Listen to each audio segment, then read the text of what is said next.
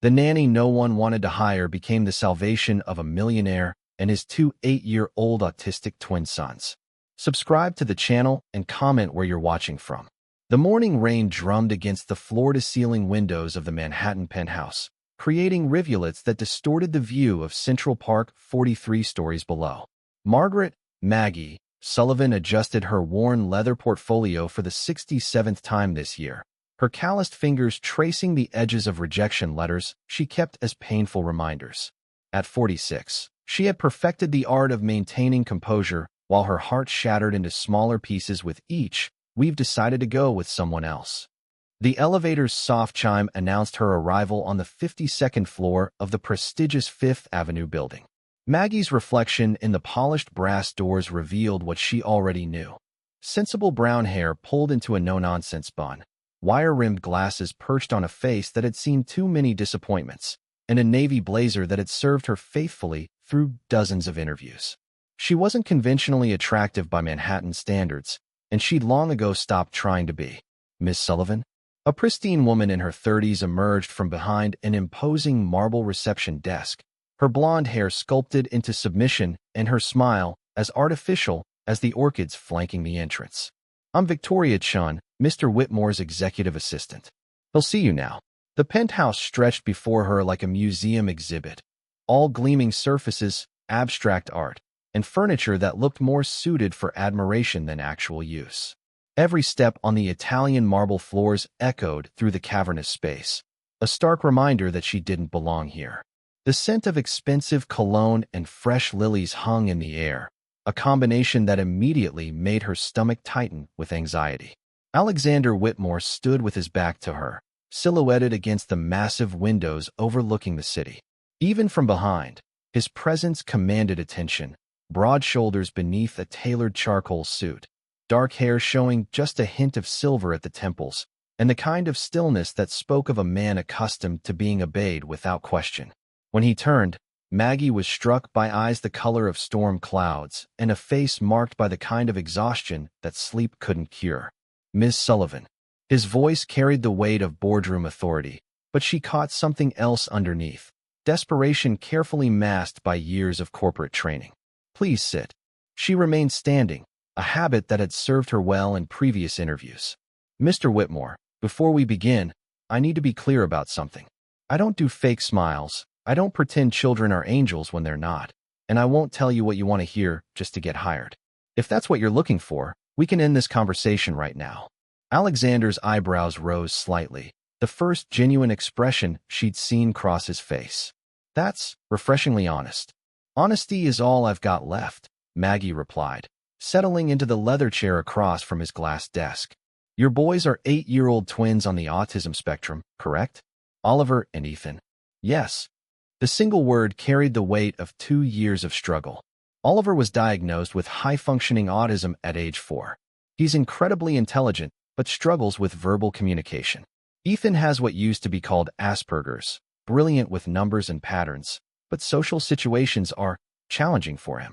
Maggie nodded, making notes in her worn notebook rather than on the tablet most other candidates brought.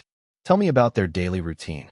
And I mean their actual routine, not what the previous nannies reported it should be. Alexander ran a hand through his hair, messing up the perfectly styled waves. There is no routine. That's the problem. We've had 7 nannies in 2 years, Miss Sullivan. 7 highly qualified, extensively vetted professionals who couldn't last more than 3 months.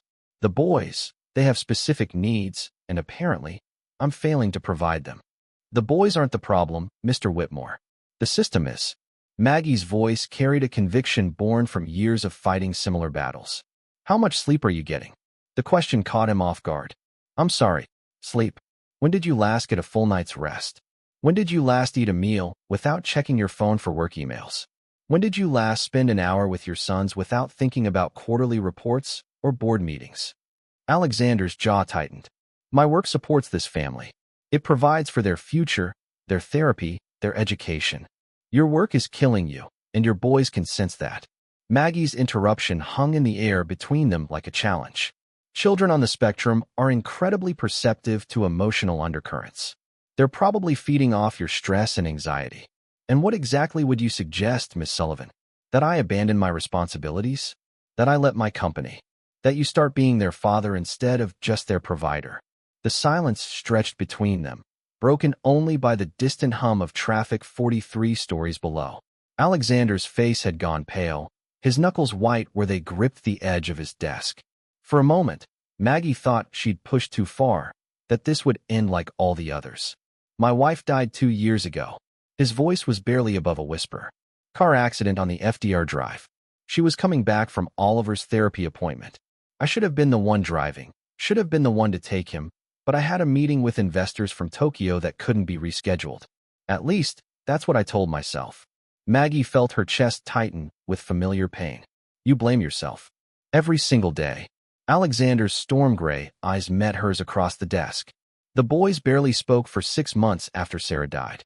Oliver stopped drawing entirely, and Ethan started having meltdowns that would last for hours. I didn't know how to help them. Hell, I didn't know how to help myself. But you kept trying. That matters more than you think. Does it? Because most days I feel like I'm failing them in every possible way. The schools want to put them in special programs that feel more like isolation chambers. The therapists want to medicate them into compliance. And the nannies. God. The nannies all come in with these bright smiles and color-coded schedules that fall apart the moment Oliver has a sensory overload or Ethan starts stimmying. Maggie leaned forward, her voice gentle but firm. Mr. Whitmore, your boys don't need to be fixed. They need to be understood. There's a difference. And you think you can understand them? I think I can learn to. But more importantly, I think I can teach you how to understand them too.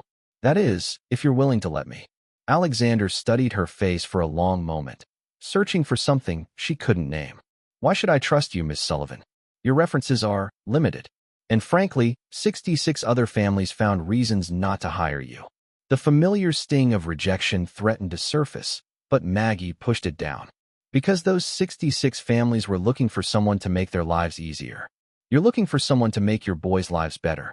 And because, unlike every other candidate you've interviewed, I'm not here to impress you. I'm here to help 2 little boys who lost their mother and are watching their father disappear into his grief one business meeting at a time. The words hung between them like a bridge neither was sure they wanted to cross. Outside, the rain continued its relentless percussion against the windows, and somewhere in the vast penthouse, the sound of children's voices drifted down the hallway, one high and musical, the other low and rhythmic. They're home from school, Alexander said, glancing toward the hallway. Early dismissal today. Would you like to meet them? Maggie stood, smoothing down her sensible skirt. Mr. Whitmore, I've been waiting 67 interviews to meet the right children. I think I'd like that very much. The hallway leading to the children's wing stretched like a gallery of grief, family photographs lining the walls, most featuring a radiant woman with auburn hair and eyes that sparkled with life. Sarah Whitmore smiled from every frame, her arms wrapped around 2 small boys who gazed at the camera with the intense focus that marked them as special. Maggie noticed how Alexander's steps slowed as they passed each image, his shoulders tensing with each glimpse of his lost wife. Oliver, Ethan. Alexander's voice carried down the hallway, professional authority giving way to uncertain tenderness. There's someone I'd like you to meet. The response was immediate. A door slammed somewhere ahead, followed by the distinctive sound of someone humming a complex mathematical sequence. Maggie recognized the pattern immediately, Fibonacci numbers set to melody. She'd heard it before, in other homes, with other children who found comfort in the predictable beauty of mathematics. That's Ethan, Alexander explained, his voice tight with familiar embarrassment. He gets overwhelmed when routines change unexpectedly. And Oliver. He paused at a partially open door, peering inside. Oliver, buddy, can you come out here for a minute? Silence. Maggie stepped forward, her hand gently touching Alexander's arm. May I? He hesitated, then nodded, stepping back to let her approach the door. She knocked softly. 3 quick taps, pause, 3 more, pause, 3 more.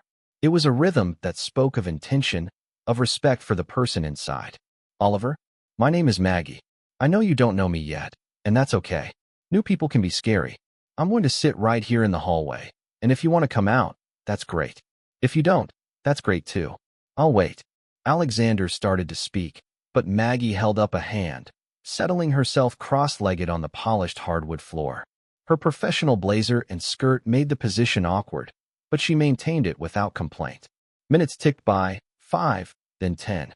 Alexander shifted restlessly, clearly uncomfortable with the silence, but Maggie remained perfectly still. The mathematical humming from Ethan's room had evolved into something more complex. Prime numbers now, their sequence creating an oddly soothing melody. Maggie found herself humming along softly, her voice weaving underneath Ethan's in a subtle harmony that acknowledged his pattern without disrupting it. A small sound came from Oliver's room, the whisper of paper against paper. "I hear you working on something in there," Maggie said quietly. "It sounds important." More rustling, then the soft pad of small feet. The door opened just a crack, revealing a single brown eye peering out at her. Oliver Whitmore was smaller than his 8 years suggested, with his mother's auburn hair and his father's serious expression. In his hands, he clutched a sketchbook, its pages filled with intricate drawings that even from a distance showed remarkable detail and skill. "Hi, Oliver," Maggie said, making no move to get up or reach toward him. "I like your drawing book. I used to draw when I was younger, though I was never very good at it." Oliver's grip on the sketchbook tightened, but the door opened another inch. "You know what I was really good at? Making mistakes. I made so many mistakes that I became an expert at fixing them." She smiled, the expression reaching her eyes in a way that transformed her plain features. "Want to know a secret? Sometimes the best art comes from the mistakes." The door opened wider. Oliver stepped into the hallway but remained close to his room, ready to retreat at the first sign of threat. Up close, Maggie could see the incredible detail in his sketches. Architectural drawings of buildings that seemed to breathe with life. Faces that captured emotions she'd never seen an 8-year-old express, and patterns that spoke to an understanding of spatial relationships far beyond his years. "Oliver draws buildings," Alexander said, his voice filled with pride and confusion. "The doctors say it's perseveration, repetitive behavior. They want him to draw other things, more age-appropriate subjects." Maggie's jaw tightened almost imperceptibly. "The doctors are idiots." Alexander blinked, clearly shocked by her bluntness. Oliver, however, looked up at her with something approaching interest. "Architecture is one of humanity's highest art forms," Maggie continued, her voice gaining strength. "Every building Oliver draws is a world he's creating, a space where he feels safe and in control. That's not repetitive behavior. That's genius expressing itself in the only way it knows how." Oliver took another step closer, holding up his sketchbook to show her a detailed drawing of what appeared to be a fantastical treehouse, complete with bridges, towers, and intricate geometric patterns worked into the wooden supports. "This is incredible," Maggie breathed, accepting the sketchbook with the reverence it deserved. "Look at the way you've integrated these Fibonacci spirals into the structural supports. And the golden ratio in the proportions. That's advanced architectural theory, Oliver. You're designing buildings that would make Frank Lloyd Wright jealous." For the first time since she'd arrived, Alexander saw his son truly smile. Not the polite, practiced expression they'd coached him to use in social situations, but a genuine, radiant smile that transformed his entire face. The mathematical humming from Ethan's room had stopped. "Ethan," Alexander called softly, "would you like to meet Miss Maggie too?" The door to the adjacent room opened, and another small figure emerged. Ethan Whitmore was Oliver's mirror in many ways. The same auburn hair, the same serious brown eyes. But where Oliver carried himself with careful reserve, Ethan vibrated with barely contained energy.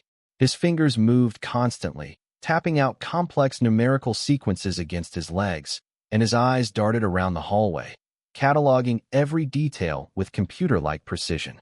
"Ms. Maggie," he said, his voice carrying a formal tone that seemed both endearing and heartbreaking coming from an 8-year-old. "You were humming prime numbers. Most adults don't know prime numbers past 53. "You're right," Maggie agreed, settling back into her cross-legged position so she could meet both boys at eye level. "I only know them up to about 211. What's the highest prime number you know?" Ethan's eyes lit up with the kind of fierce joy she'd seen in other mathematically gifted children. "There is no highest prime number. Euclid proved that over 2,000 years ago, but I can recite them up to 10,067. That's remarkable, Ethan. Do you know what's even more remarkable? She waited for his slight nod. The way you turn numbers into music. I've never heard anyone create melodies from mathematical sequences before. Music is just mathematical ratios expressed in frequency and time. Ethan replied matter-of-factly. Bach understood this. His compositions follow mathematical principles that create perfect harmonic structures. Alexander stared at his son as if seeing him for the first time. I had no idea you knew about Bach. Mom used to play Bach for us, Oliver said quietly, speaking for the first time since Maggie had arrived. His voice was soft but clear, with a slight hesitation that suggested careful consideration of each word. She said it helped our brains grow. The mention of their mother cast a shadow over the hallway. Alexander's face tightened with pain, and both boys seemed to withdraw slightly, as if they'd broken some unspoken rule by bringing up their loss. Your mom sounds like she was very smart, Maggie said gently. Bach is perfect music for growing brains. And she was right. Music helps create new neural pathways, especially in children with your kinds of gifts. Gifts? Alexander's voice was sharp with disbelief. Miss Sullivan, I appreciate your enthusiasm, but let's be realistic about what we're dealing with here. These boys have developmental challenges that require specialized intervention, not fairy tale thinking about gifts and talents. Maggie stood slowly, her movement deliberate and controlled. When she spoke, her voice carried a steel edge that hadn't been there before. Mr. Whitmore, I'm going to say this once, and I need you to listen carefully. Your sons are not broken. They don't need to be fixed. They are exactly who they're supposed to be, and every word that suggests otherwise is doing them harm. Oliver and Ethan watched the exchange with wide eyes, sensing the tension between the adults but not understanding its source. Look, Alexander said, running a hand through his hair. I've spent 2 years listening to experts tell me about therapeutic interventions and behavioral modifications. I've spent a fortune on specialists who promise to help my boys fit into a world that seems determined to reject them. You're asking me to believe that's all been wrong. I'm asking you to believe in your children. The words hung in the air like a challenge. Oliver clutched his sketchbook tighter, while Ethan's finger-tapping increased in tempo. Somewhere in the vast penthouse, a clock chimed the hour, its sound echoing off the marble floors and pristine walls. I want to show you something else, Oliver said suddenly, his small voice cutting through the tension. He flipped through his sketchbook to a page near the back, revealing a drawing that made Maggie's breath catch in her throat. It was a family portrait, but not in any traditional sense. Instead of realistic figures, Oliver had drawn 4 interconnected geometric structures, each one uniquely beautiful, each one essential to the stability of the whole. The largest structure, clearly representing Alexander, showed stress fractures and missing supports. The 2 smaller structures, representing the twins, pulsed with internal light but seemed to be floating, disconnected from the main structure. And there, sketched lightly in pencil as if not quite real yet, was a 4th structure, one that seemed to bridge the gap between the father and his sons. That's us, Oliver whispered. That's how I see us. Maggie knelt beside him, studying the drawing with the attention it deserved. Oliver, this is the most beautiful family portrait I've ever seen. Do you know what this tells me? He shook his head. It tells me that you understand something most adults never figure out. Families aren't just people who happen to live in the same house. Families are structures that support each other, that make each other stronger. And sometimes, when one part gets damaged, the whole structure needs help remembering how to connect. She looked up at Alexander, who was staring at his son's drawing with an expression of wonder and pain. Your boy just diagnosed your family's problem and suggested a solution. Still think he needs fixing? 3 days after Maggie's unconventional interview, she stood in the marble foyer of the Whitmore penthouse with a single worn suitcase and a canvas bag filled with what appeared to be art supplies and educational materials. The morning sun streamed through the floor-to-ceiling windows, casting geometric patterns across the polished surfaces, patterns that reminded her of Oliver's architectural drawings. Miss Sullivan, welcome to the family, Alexander said, though his formal tone suggested he was still processing his decision to hire her. Mrs. Chun will show you to your quarters and explain the household routines. Victoria Chun appeared as if summoned, her perfectly manicured smile as sharp as her stilettos. Of course, Mr. Whitmore. Miss Sullivan, if you'll follow me. As they walked through the penthouse, Victoria's commentary felt more like a territorial marking than an orientation. The boys' academic tutoring occurs from 9 to 11 each morning in the East Wing study. Lunch is served promptly at noon, organic, gluten-free meals prepared by our chef, though I should mention that Oliver has texture aversions to most vegetables, and Ethan will only eat foods arranged in specific numerical patterns. Afternoon therapy sessions are scheduled for 2 o'clock on Tuesdays and Thursdays with Dr. Pemberton, and occupational therapy with Ms. Rodriguez on Mondays, Wednesdays, and Fridays. Maggie listened without comment, mentally cataloging the rigid structure that seemed to govern every moment of the boys' lives. They passed the twins' bedrooms. Oliver's door was closed, but she could hear the soft scratch of pencil on paper from within. Ethan's door was open, revealing a room that looked more like a laboratory than a child's bedroom, with complex charts covering the walls and mathematical equations written in precise handwriting across a large whiteboard. The boys' schedules are quite strict, Victoria continued, leading Maggie down another hallway. Mr. Whitmore believes structure is essential for children with their conditions. Any deviations must be approved in advance. By whom? Maggie asked. By me, of course. I coordinate all household activities with Mr. Whitmore's business schedule. We can't have domestic disruptions affecting his work performance. The statement hung in the air like a red flag. Maggie was beginning to understand why 7 previous nannies had failed. They'd been trying to care for children within a system designed for corporate efficiency. Her room was located in the staff wing, small but comfortable, with a window that offered a view of Central Park. As Victoria departed with a final warning about maintaining professional boundaries, Maggie unpacked her few belongings and prepared to begin what she suspected would be the most challenging job of her career. That afternoon, she encountered her first real obstacle. Absolutely not. The voice was cultured, authoritative, and dripping with disdain.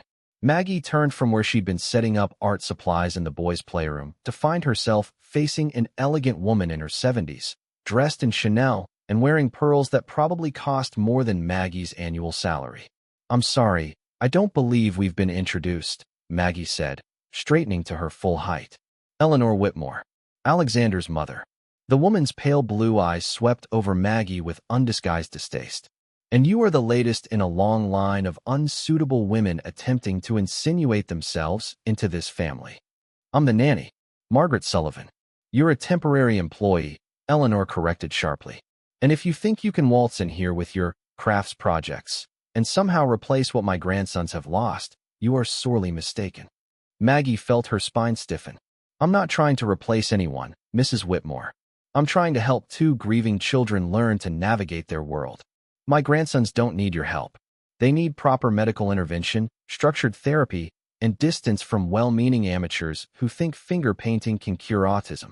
Eleanor stepped closer, her voice dropping to a whisper that somehow felt more threatening than shouting. "I've removed 6 of your predecessors, Miss Sullivan. I can certainly remove a 7th. The threat was clear, but something in Eleanor's tone struck Maggie as familiar. The desperate control of someone fighting to maintain relevance in a changing world. Before she could respond, small footsteps echoed in the hallway, and Oliver appeared in the doorway, clutching his ever-present sketchbook. "Grandmother Eleanor," he said quietly, his voice carrying the careful formality of a child who'd learned to navigate difficult adults. "I didn't know you were visiting today." Eleanor's entire demeanor shifted, her harsh expression melting into what she probably thought was grandmother warmth but came across as performance. "Oliver, darling, come give grandmother a hug." Oliver hesitated, his eyes darting between Eleanor and Maggie. The tension in the room was palpable, and Maggie could see the child beginning to shut down in the face of conflicting adult energies. "Oliver," Maggie said gently, "would you like to show your grandmother the architectural drawings you've been working on? I was just setting up some materials that might help you experiment with 3-dimensional structures." "Architectural drawings?" Eleanor's voice sharpened. "Oliver, you know Dr. Pemberton has specifically recommended that you focus on drawing more socially appropriate subjects. People, animals, normal things that children your age should be interested in." Oliver's grip on his sketchbook tightened, his knuckles going white. Maggie recognized the signs of an impending shutdown. The way his breathing became shallow, the slight rocking motion, he'd begun almost unconsciously. Actually, Mrs. Whitmore, Oliver's architectural work demonstrates advanced spatial reasoning and mathematical comprehension. He's not just drawing buildings, he's solving complex engineering problems that most adults couldn't handle. Maggie moved closer to Oliver, positioning herself slightly between him and his grandmother. Show her the treehouse design from yesterday, Oliver. The one with the suspension bridge system. Oliver looked up at Maggie with something approaching gratitude, then opened his sketchbook to reveal the intricate drawing that had impressed her so much during their first meeting. The design was even more complex than she'd initially realized, with multiple levels connected by bridges that followed principles of structural engineering she wasn't sure an 8-year-old should understand. Eleanor glanced at the drawing dismissively. "It's very nice, darling. But you know what would make grandmother even happier? If you drew a picture of our family. People, Oliver. With faces and smiles. Wouldn't that be lovely?" Oliver's shoulders hunched, and Maggie felt her protective instincts surge. Mrs. Whitmore, Oliver's architectural drawings are representations of his internal world. They're incredibly sophisticated expressions of spatial relationships, mathematical concepts, and creative problem-solving. Asking him to abandon this for generic figure drawing would be like asking Beethoven to stop composing and play nursery rhymes instead. "Don't be ridiculous," Eleanor snapped, her cultured mask slipping. "He's an 8-year-old boy with developmental issues, not some artistic genius." "He's both," Maggie replied firmly. "And the sooner the adults in his life acknowledge that, the better off he'll be." The sound of rapid footsteps in the hallway announced Ethan's arrival. He burst into the playroom, his mathematical humming more agitated than usual, clearly picking up on the emotional discord in the room. "Grandmother Eleanor," he said, his formal greeting accompanied by a complex pattern of finger tapping. "You're here on a Wednesday. You usually visit on Saturdays at 2:15 p.m., staying for exactly 90 minutes. This deviation from established patterns suggests either an emergency or a planned intervention." Eleanor's mouth tightened. "Ethan, darling, you know grandmother doesn't like it when you talk like a little robot. Can't you just say hello like a normal boy?" Ethan's finger tapping increased in speed and complexity. "I did say hello. I provided a greeting and relevant contextual information based on observational data. This is how I communicate most efficiently." "It's not efficient if no one wants to listen to you," Eleanor said, her voice carrying a sharp edge of frustration. The words hit Ethan like a physical blow. His humming stopped abruptly, and his hands stilled. Oliver took a step closer to his brother, and Maggie felt something fierce and protective rise in her chest. "Mrs. Whitmore," she said, her voice deadly quiet, "I need you to leave. Now." "Excuse me." Eleanor drew herself up to her full height. "This is my son's home, and these are my grandsons. I will not be dismissed by the help. You just told an 8-year-old boy that nobody wants to listen to him. In my professional opinion, that constitutes emotional harm, and I will not allow it to continue in my presence." The two women faced each other across the playroom, their conflict playing out over the heads of two small boys who had already endured too much adult dysfunction. Oliver had begun his unconscious rocking motion, while Ethan stared at the floor, his usual mathematical confidence shattered by his grandmother's casual cruelty. "You have no idea what you're dealing with," Eleanor said, her voice dropping to a whisper that promised future consequences. "These children require specialized handling from qualified professionals, not emotional coddling from bleeding-heart amateurs. I've been protecting this family long before you arrived, and I'll be protecting it long after you're gone." "The only thing these children need protection from," Maggie replied, matching Eleanor's whisper with steel of her own, "is adults who see their differences as defects instead of gifts." Eleanor's pale eyes glittered with something between rage and calculation. "We'll see about that, Miss Sullivan.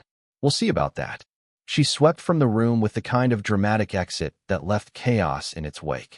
Oliver immediately ran to Maggie's side, pressing against her like a small, frightened animal seeking shelter.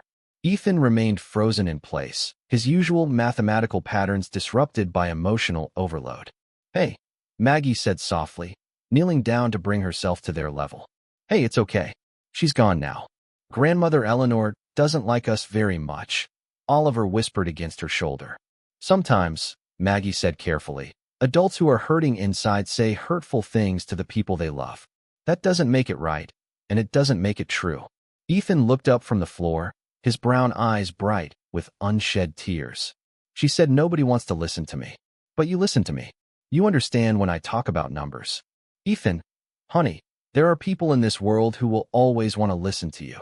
People who understand that the way you see patterns in relationships is a gift, not a problem. She held out her arms, and after a moment of hesitation, he stepped into her embrace, joining his brother in the protective circle she created around them. As she held the two boys, feeling their small bodies gradually relax against her, Maggie realized she'd just declared war on one of Manhattan's most influential women. Eleanor Whitmore had resources, connections, and decades of practice at manipulating family dynamics to her advantage. But she also had something Eleanor didn't. She had the absolute conviction that these children deserved better and the stubborn determination to make sure they got it, no matter what it cost her. The battle lines had been drawn, and Maggie Sullivan had never backed down from a fight when children's welfare was at stake. The first week of October brought a crisp bite to the Manhattan air and an unexpected challenge that would test everything Maggie thought she knew about the Whitmore family dynamics. She had established a tentative routine with the boys: morning art sessions for Oliver in the sunlit conservatory, afternoon mathematics exploration with Ethan in his bedroom laboratory, and evening story time, where both boys would curl up beside her on the massive sectional sofa that had clearly been chosen more for its designer aesthetic than its comfort. It was during one of these evening sessions that Alexander finally appeared. "Dad." Ethan's voice carried a mixture of surprise and carefully controlled excitement. He had been explaining to Maggie the mathematical principles behind the spiral staircase in Oliver's latest architectural drawing when his father materialized in the doorway, still wearing his business suit, but with his tie loosened and his usually perfect hair disheveled from what had clearly been a long day. "Hey, buddy," Alexander said, his voice carrying a weariness that spoke of conference calls and corporate battles. "Sorry I'm late. The Singapore acquisition ran longer than expected." He glanced at his watch, a platinum Rolex that probably cost more than most people's cars. "It's past your bedtime, isn't it?" "Actually," Maggie said, closing the book she'd been reading from, a collection of stories about famous architects and mathematicians she'd found in the penthouse's extensive library. "We were just discussing how Ethan discovered that your spiral staircase follows a perfect Fibonacci sequence. The mathematical precision in your home's architecture is quite remarkable." Alexander blinked, clearly caught off guard. The architect mentioned something about mathematical principles, but I assumed it was just marketing speak." "Show him, Ethan," Oliver urged his brother, speaking in the soft voice he typically reserved for moments when his selective mutism gave way to genuine excitement. Ethan practically vibrated with enthusiasm as he pulled out a notebook filled with precise measurements and calculations. "Dad, look. The staircase rises at intervals that follow the golden ratio, 1.618. Each step's width relates to the next by this same proportion, creating a spiral that mirrors patterns found in nautilus shells, sunflower seed arrangements, and galaxy formations. Our house is literally built on the mathematics of natural beauty." Maggie watched Alexander's face as his 8-year-old son explained advanced mathematical concepts with the passion of a university professor. She saw confusion first, then a flicker of something that might have been pride, followed quickly by the familiar shuttered expression that suggested he was retreating into emotional safety. That's very interesting, Ethan," Alexander said, his corporate voice slipping into place like armor. "But it's getting late, and you both have tutoring sessions tomorrow morning." The light in Ethan's eyes dimmed immediately. Oliver clutched his sketchbook tighter, and Maggie felt something sharp and protective surge in her chest. "Mr. Whitmore," she said, her voice carefully neutral, "would it be possible to speak with you privately for a moment?" Alexander glanced at his sons, then nodded curtly. "Boys, why don't you get ready for bed? Miss Sullivan and I need to discuss your schedules." As the twins reluctantly gathered their books and projects, Maggie noticed the way they moved, shoulders slightly hunched, the careful distance they maintained from their father, the quick glances they exchanged that spoke of shared disappointment. When they had disappeared down the hallway toward their bedrooms, she turned to face Alexander with the directness that had become her trademark. "When was the last time you really looked at your sons?" The question hit him like a physical blow.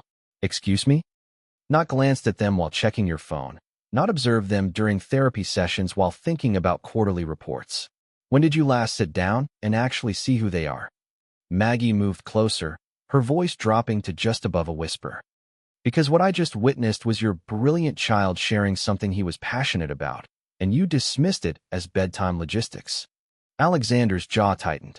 Miss Sullivan, I appreciate your dedication to the boys, but you've been here less than 2 weeks. I've been their father for 8 years. I think I know my own children. Do you? The challenge hung between them like a gauntlet. Tell me something about Oliver that isn't in his medical files or therapy reports. Tell me what makes him laugh, what comforts him when he's overwhelmed, what he dreams about when he stares out his bedroom window for hours. He draws buildings, Alexander said defensively. Repetitively. It's a documented autistic behavior.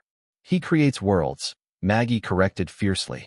Every building he draws is a place where he feels safe, where the rules make sense, where he has control. Those aren't repetitive behaviors. They're love letters to the future he's trying to build for himself. Alexander ran a hand through his hair, his composure beginning to crack. You don't understand the pressure, Miss Sullivan. The decisions I have to make every day, the responsibilities. I understand that you're drowning, Maggie interrupted. I understand that you've been treading water for 2 years, trying to keep everyone afloat while you sink deeper into your own grief. But what you're not understanding is that your boys are drowning too, and they need their father, not their provider. The words hit their mark.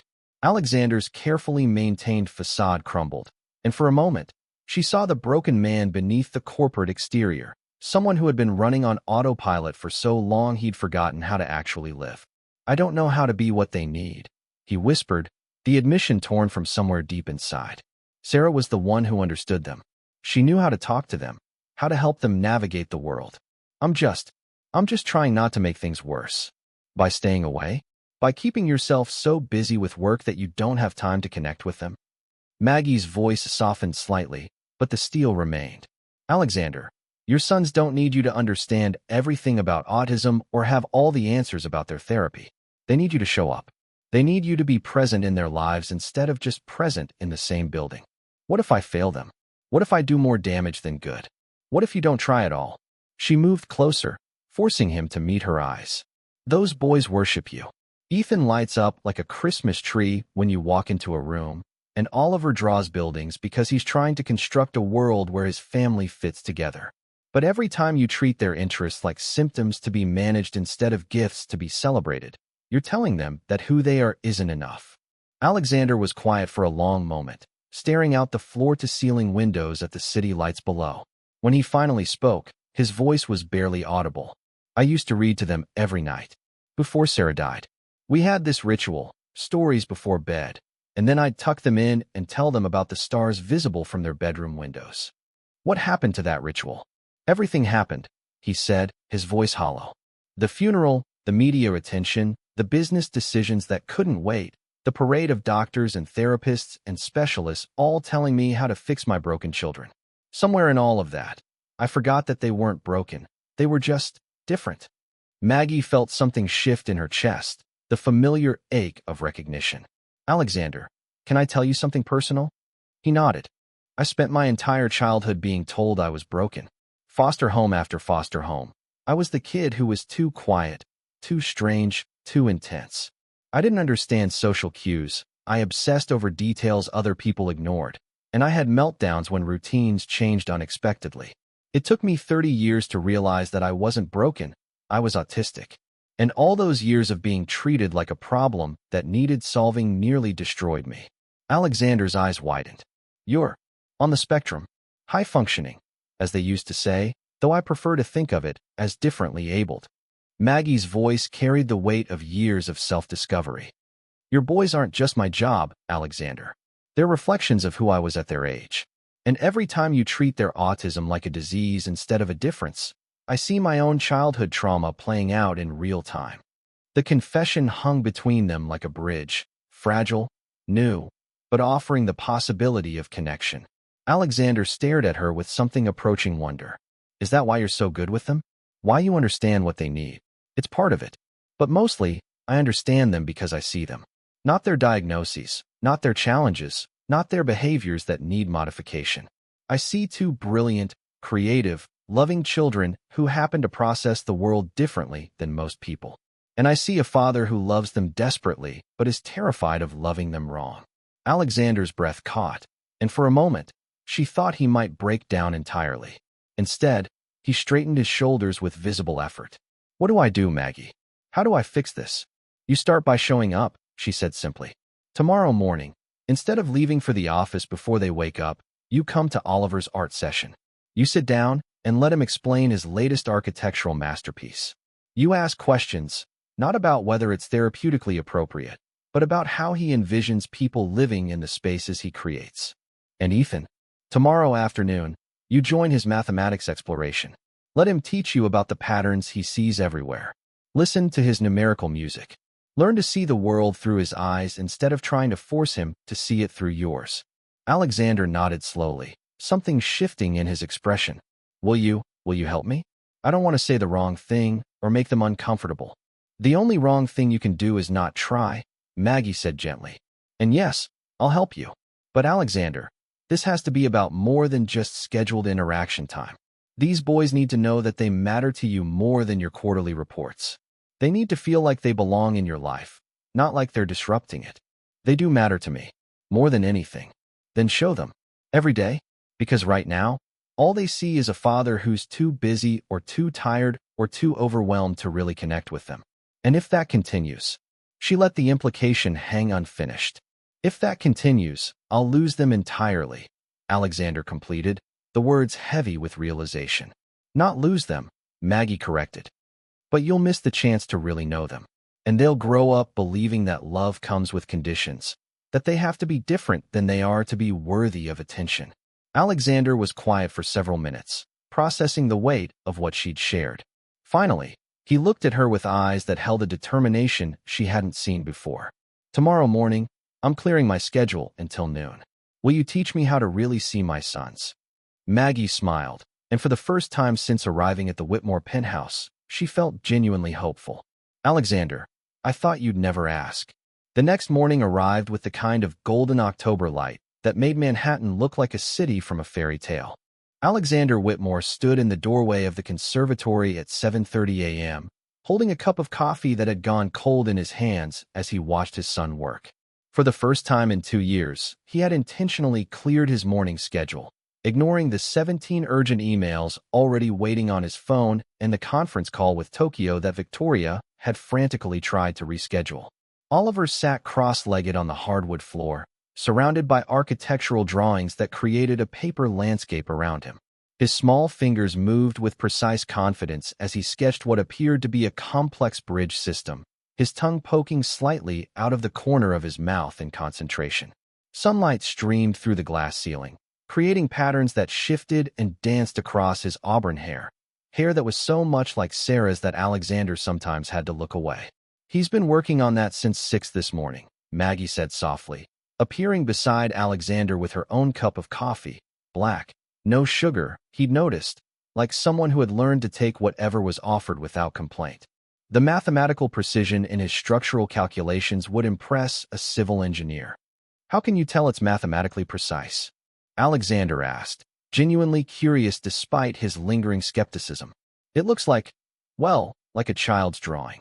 Maggie shot him a look that was part amusement, part exasperation. That's your first lesson, Alexander. Stop seeing what you expect to see and start seeing what's actually there. May I? She led him closer to Oliver, who looked up with surprise that quickly shifted to cautious hope when he saw his father's presence. Good morning, Oliver, Alexander said, his voice carrying the careful formality he used with business associates. Ms. Maggie tells me you've been working on something special. Oliver nodded, then looked at Maggie with an expression that clearly asked for guidance. She settled herself on the floor beside the boy, patting the space next to her in invitation. After a moment's hesitation, Alexander awkwardly folded his long legs and joined them on the hardwood, his expensive suit looking absurdly out of place among the scattered art supplies. Oliver, Maggie said gently, would you like to show your dad how you calculate load-bearing capacity for your bridge supports? The child's eyes lit up with an intensity that took Alexander's breath away. This bridge has to span the East River, Oliver began, his soft voice gaining strength as he warmed to his subject. But it can't just be functional. It has to be beautiful too, like the Brooklyn Bridge. See, he pointed to a series of carefully calculated measurements along the bridge's cables. The suspension system follows a parabolic curve that distributes weight evenly across the entire structure. Each cable can handle up to 15,000 pounds of tension before failure. Alexander stared at his 8-year-old son, then at the drawing that suddenly looked far more sophisticated than he'd initially realized. How do you know about load-bearing capacity? I read books, Oliver said simply. Mom's books. She had lots of engineering books from when she was studying architecture in college. I like the math parts.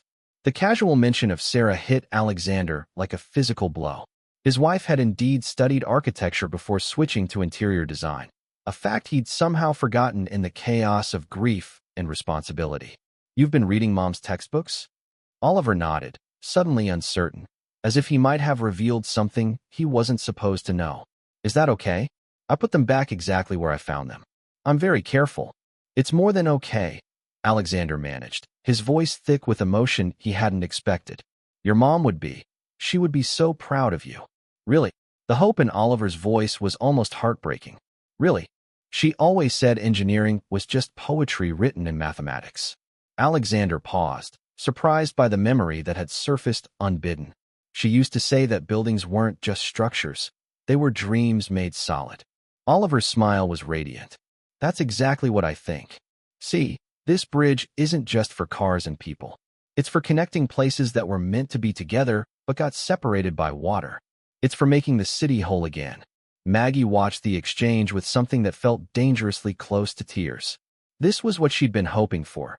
The moment when Alexander stopped seeing his son's autism as a barrier and started seeing his brilliance as a gift. Can you show me how you calculate the cable tensions? Alexander asked, leaning closer to study the precise notations covering Oliver's drawing. For the next hour, father and son bent over architectural drawings while Oliver explained concepts that Alexander was amazed his 8-year-old had mastered. The child's knowledge was impressive, but more than that, his passion was infectious. Alexander found himself genuinely engaged for the first time in months, asking questions not because he felt obligated to show interest, but because he was genuinely fascinated by his son's unique perspective on structural engineering. Oliver, he said finally, have you ever thought about actually building one of your designs? On a smaller scale, I mean. A model? Oliver's eyes went wide. Could we do that? Really build one? I don't see why not. We could set up a workspace in the basement, get some proper materials. Alexander trailed off as he realized what he was suggesting. Time, attention, shared projects. Things that would require him to be present, to be engaged, to prioritize his sons over his business empire. Would you help me? Oliver asked, his voice small but hopeful. Would you really want to build something with me? The question hit Alexander with unexpected force. When was the last time either of his sons had asked him for help with something they cared about? When was the last time he'd offered to share in their interests instead of managing them from a distance? Yes, he said, and was surprised by how much he meant it. I would really want to build something with you. Oliver launched himself into his father's arms with the sudden, intense affection that Alexander had almost forgotten his son was capable of. For a moment, breathing in the scent of his child's hair and feeling small arms tight around his neck, Alexander remembered what it felt like to be a father instead of just a provider. Where's Ethan? He asked, suddenly aware that his other son was missing from this scene of connection. He's in his room, Maggie said. He had a difficult night. One of his mathematical sequences didn't resolve the way he expected, and it threw off his internal rhythm. He's been recalibrating since about 5 a.m. Alexander looked confused. Recalibrating. Ethan experiences the world through numerical patterns, Maggie explained. When those patterns break down or don't follow expected progressions, it creates genuine distress for him. Imagine if you suddenly couldn't rely on gravity to work consistently. That's what a disrupted mathematical sequence feels like to Ethan. What can we do to help him? The question, not how to fix the problem or eliminate the behavior, but how to help, marked a significant shift in Alexander's thinking that didn't go unnoticed by Maggie. We can offer him stability while he works through it on his own, she said. And we can show him that we understand his process instead of trying to rush him through it. They found Ethan in his bedroom, surrounded by pages covered in complex calculations. His usual mathematical humming had taken on an agitated quality, and his finger-tapping was rapid and irregular. When he saw Alexander in the doorway, his eyes widened with surprise and something that might have been anxiety. "Dad, aren't you supposed to be at work? It's Thursday. You always leave for work by 7:45 on Thursdays." The precision of Ethan's observation and the underlying assumption that Alexander's presence was an anomaly to be explained was both touching and heartbreaking. "I decided to spend the morning with you and Oliver instead," Alexander said, settling carefully onto the edge of Ethan's bed. "Ms. Maggie tells me you've been working on a challenging mathematical problem." Ethan's agitation increased slightly. "It's not a problem. Problems have solutions. This is a sequence that's behaving irrationally, and I can't determine the underlying pattern that governs its progression." Alexander looked at the papers scattered around his son, covered in numbers and equations that might as well have been written in a foreign language. "Can you explain it to me? Maybe talking through it would help." "You wouldn't understand," Ethan said, not with cruelty, but with the matter-of-fact certainty of someone who had learned that most adults didn't share his mathematical interests. "It's about prime number distributions in relation to the Riemann hypothesis, and most people don't know advanced number theory." The casual reference to one of mathematics' most famous unsolved problems stopped Alexander cold. "Ethan, how do you know about the Riemann hypothesis?" "I read about it online, and in some of Mom's old mathematics textbooks." Ethan looked up from his calculations with eyes that held the same intensity as his brother's, but focused on numbers instead of structures. "She was really smart, wasn't she? Before she died." Alexander felt his breath catch. "She was brilliant, and she would be amazed by what you're working on." "Do you think she would understand it?" "The math, I mean. I think she would understand it better than I do," Alexander admitted. "But I'd like you to try explaining it to me anyway. Even if I can't follow all the technical details, I want to understand what you're thinking about." For the next 40 minutes, Ethan walked his father through concepts that challenged graduate-level mathematics students, his agitation gradually easing as he found ways to explain abstract theories in terms that Alexander could at least partially grasp. Maggie watched from the doorway as father and son connected over mathematical beauty in the same way Alexander and Oliver had connected over architectural precision. "You know what's remarkable?" Alexander said finally, looking at the pages of calculations with new appreciation. "You're 8 years old, and you're grappling with problems that have puzzled mathematicians for over a century. That's not just smart, Ethan, that's extraordinary." Ethan's face flushed with pleasure. "Really? You think it's extraordinary?" "I think you're extraordinary," Alexander said, the words coming more easily than he'd expected. "Both you and Oliver. You see the world in ways that most people never could, and that's a gift, not a problem to be fixed." The echo of Maggie's earlier words wasn't lost on any of them. Ethan beamed with the kind of joy that transformed his entire face, and Alexander felt something shift fundamentally in his chest, a loosening of the tight control he'd maintained over his emotions, a willingness to be present in the moment instead of always planning for the next crisis. "Dad," Oliver appeared in the doorway, his sketchbook clutched against his chest. "I drew something new. It's a building where you and Ethan and me could all live together, and it has a special room for Ethan's mathematics and a workshop for building bridges and a garden on the roof where we could watch the stars like you used to show us." Alexander looked at his sons, really looked at them, and saw not challenges to be managed or problems to be solved, but two remarkable children who had been waiting patiently for their father to remember how to love them without reservation. "Can I see it?" he asked Oliver, then turned to Ethan. "And maybe afterward, you could show me more about those prime number patterns?" Both boys nodded eagerly, and as they settled onto Ethan's bed together, father and son surrounded by mathematical equations and architectural drawings, Maggie quietly withdrew from the doorway, leaving them to rediscover each other without her mediation. For the first time since Sarah's death, the Whitmore family was beginning to remember what they could be when they stopped trying to fix each other and started trying to understand each other instead. The first snowfall of November arrived early that year, dusting Central Park with a pristine layer of white that transformed the city into something magical. Maggie stood at the conservatory windows, watching Oliver trace frost patterns on the glass, while Ethan calculated the mathematical probability of each snowflake's unique structure. 3 weeks had passed since Alexander's morning revelation, and the changes in the family dynamics had been remarkable. Tentative at first, then growing stronger as father and sons learned to navigate their new relationship. But this morning brought an unexpected storm that had nothing to do with the weather. "Miss Sullivan." Victoria Chin's voice cut through the peaceful morning like a blade, her heels clicking urgently across the marble floors. "Mr. Whitmore needs to see you in his study immediately." The boys looked up with concern, their finely tuned emotional radars picking up on the tension radiating from the usually composed assistant. Maggie squeezed Oliver's shoulder reassuringly and gave Ethan an encouraging nod before following Victoria through the penthouse's labyrinthine hallways. Alexander stood behind his massive mahogany desk, his phone pressed to his ear, his free hand running through his hair in the gesture she'd learned indicated extreme stress.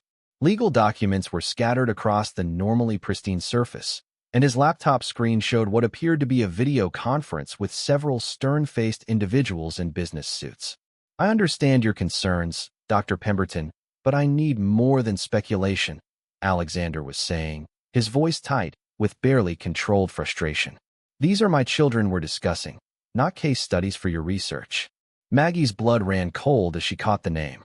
Dr. Pemberton was the twin psychiatrist, the man who had been pushing for increased medication and more intensive behavioral interventions since before her arrival.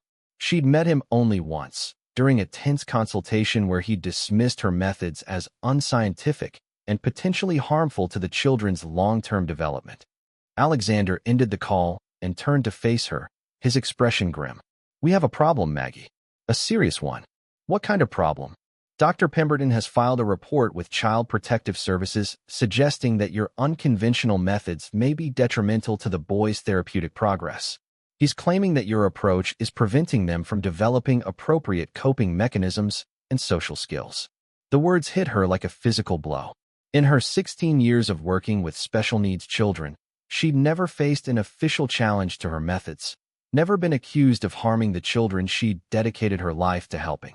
"That's ridiculous," she said, though her voice wasn't as steady as she'd hoped. "The boys have made more progress in the past month than they had in the previous year. Oliver is communicating more openly than ever, and Ethan is." "I know that," Alexander interrupted. "You know that. But Dr. Pemberton is arguing that their increased comfort with their autism-related behaviors represents regression rather than progress. He wants them placed in a more structured therapeutic environment, possibly residential treatment."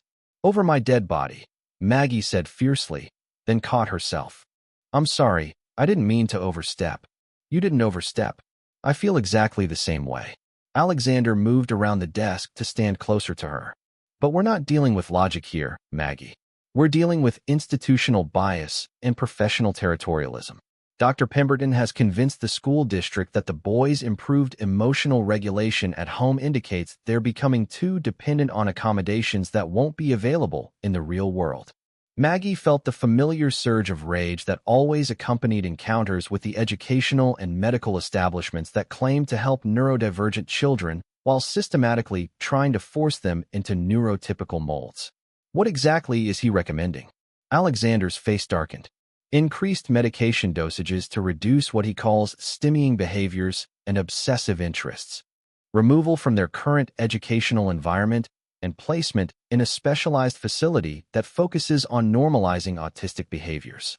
And," he paused, his voice dropping to a whisper, "suspension of your employment pending a full investigation into your methods. When CPS wants to interview the boys next Wednesday. If Dr. Pemberton's recommendations are upheld, they could remove Oliver and Ethan from the home as early as next Friday." The room seemed to tilt around Maggie. In less than a week, the two children who had become the center of her world could be torn away and placed in an institution that would systematically try to destroy everything that made them unique and wonderful. "There's more," Alexander said grimly. "I did some investigating into how Dr. Pemberton got his information about your methods. The details in his report are too specific, too intimate.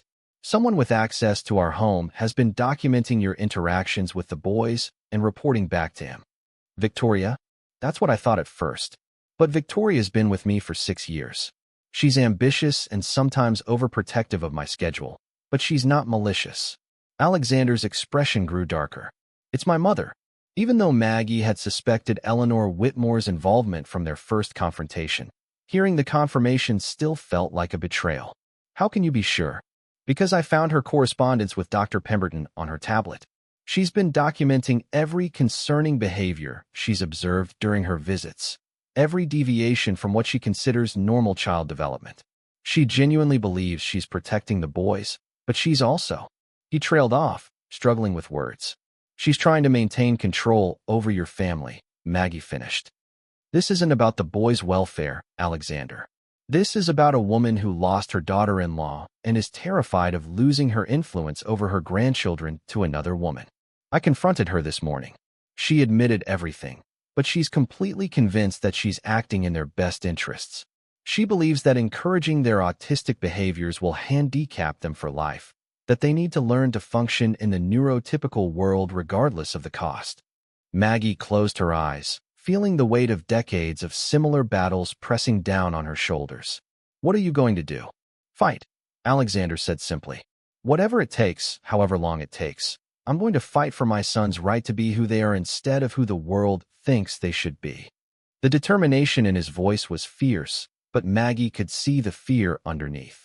Alexander Whitmore might be a billionaire with access to the best lawyers money could buy, but the child welfare system didn't always care about wealth when they believed children were at risk. I should resign, she said quietly, if my presence is putting the boys in jeopardy. Absolutely not. Alexander's voice cut through her words like a blade. Maggie, you've given my sons something I thought they'd lost forever, the belief that they're valuable exactly as they are. I won't let bureaucratic bullying destroy that.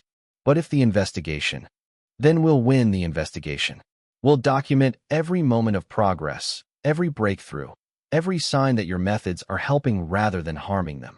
We'll bring in independent experts. We'll videotape their interactions. We'll prove that what you're doing is working. Maggie felt something crack open in her chest, a mixture of gratitude and terror that she'd become so essential to this family's well-being. Alexander, you need to understand something. If we fight this and lose, it won't just be the boys who suffer. My career will be over. I'll never work with children again. He studied her face for a long moment. Are you willing to take that risk? The question hung between them like a bridge she wasn't sure she was brave enough to cross. In her 16 years of working with special needs children, she'd always been careful to maintain professional boundaries, to keep enough emotional distance to protect herself from exactly this kind of devastation. But Oliver and Ethan had slipped past her defenses, and the thought of abandoning them to an institution that would try to reshape them into neurotypical approximations was unbearable. Yes, she said finally. I'm willing to take that risk. Then we fight together. The sound of small footsteps in the hallway interrupted their conversation. Both boys appeared in the doorway, their faces creased with worry that suggested they'd been listening longer than either adult would have preferred. Are they going to take us away? Oliver asked, his soft voice barely audible. Like they took away Marcus from my old school? Maggie's heart clenched. Marcus had been a classmate of Oliver's who had been removed from his home after his stemming behaviors were deemed too disruptive for the family to handle. She'd heard the story from other parents, how Marcus had been placed in a residential facility that focused on behavioral modification, how he'd emerged months later as a hollow shell of his former self, his natural curiosity and joy systematically extinguished in the name of social compliance. No one is taking you anywhere, Alexander said fiercely, kneeling down to bring himself to eye level with his sons. I promise you that. Whatever happens, we're going to stay together as a family. But what if the judge decides we're too much trouble? Ethan asked, his mathematical mind already calculating probabilities and outcomes. What if they think we'd be better off somewhere else? Maggie knelt beside Alexander, forming a protective circle around the two boys. Ethan, Oliver, listen to me very carefully. You are not too much trouble. You are not broken or defective or in need of fixing. You are exactly who you're supposed to be, and anyone who can't see that is the one with the problem, not you. But Dr. Pemberton says. Dr. Pemberton is wrong, Alexander said firmly, and we're going to prove it. We're going to show everyone that you're thriving exactly as you are, that the progress you've made with Ms. Maggie has been real and positive and healthy. Oliver pressed closer to Maggie's side. Will you stay with us? Even if it gets scary. The simple question contained multitudes. Trust, hope, and a vulnerability that nearly broke her heart. Maggie wrapped her arms around both boys, feeling their small bodies trembling slightly with anxiety and fear. "I'm not going anywhere," she promised. "Whatever happens, we're going to face it together." As she held the two children who had become far more than just her professional responsibility, Maggie realized that the battle ahead would test everything she believed about advocacy, love, and the right of neurodivergent children to exist authentically in the world. The storm was coming, and there would be no shelter from it except the fierce determination of a makeshift family that refused to be torn apart. The CPS office in Lower Manhattan felt like a sterile monument to bureaucratic indifference. Gray walls, fluorescent lighting that hummed with mechanical persistence, and the kind of institutional furniture designed more for durability than comfort. Maggie sat beside Alexander in the waiting area, her hands clasped tightly in her lap to stop them from shaking, watching Oliver trace invisible architectural patterns on his knee, while Ethan silently counted the ceiling tiles in what appeared to be a complex mathematical sequence. "Mr. Whitmore? Miss Sullivan." A woman in her 40s approached them, her expression professionally neutral but not unkind. She wore a navy suit that had seen better days and carried a thick manila folder that Maggie suspected contained the entire documentation of their case. "I'm Janet Morrison, the caseworker assigned to your family. I'll be conducting the interviews today." Alexander stood, his corporate composure intact despite the circumstances. "Ms. Morrison, I want to be clear from the outset that we're here voluntarily and we're committed to full cooperation with your investigation. However, I also want it on record that I believe this entire proceeding is based on a fundamental misunderstanding of what constitutes appropriate care for autistic children." Janet Morrison's eyebrows rose slightly. "Mr. Whitmore, I appreciate your position, but I prefer to let the evidence speak for itself. Boys," she turned to Oliver and Ethan with the kind of manufactured warmth that professionals use when they're trying to appear child-friendly. "Would you come with me? We're going to have a little chat." Oliver immediately pressed closer to Maggie's side, his breathing becoming shallow and rapid, the early signs of sensory overload that she'd learned to recognize. Ethan's finger-tapping increased in tempo, his way of self-regulating when environmental stresses mounted. "Ms. Morrison," Maggie said quietly, "Oliver is showing signs of anxiety-related overwhelm. Would it be possible to conduct the interview in a less stimulating environment? Perhaps with dimmed lighting and reduced background noise."